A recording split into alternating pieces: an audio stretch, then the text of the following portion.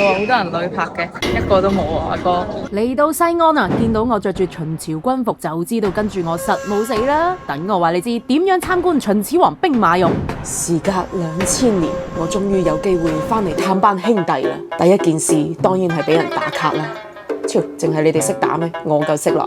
嗨，哇！呢個後人整嘅雕像又幾好睇喎。唔講咁多，入去先。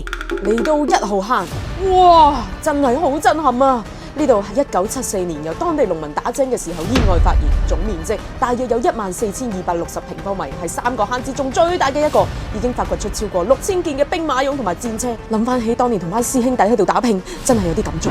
根據後人嘅指示，行咗3號坑先。呢度係3個坑入面面積最細，但係功能最核心嘅，被視為指揮中心。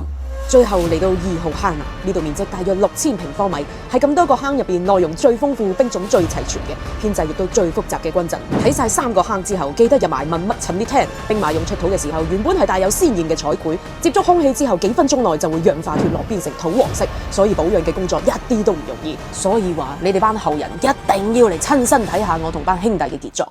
睇完，我好期待除衫嗰一刻，有啲熱咯，同埋有啲行動不便咯，想去洗手間咯，但係又冇得去咯。拜拜。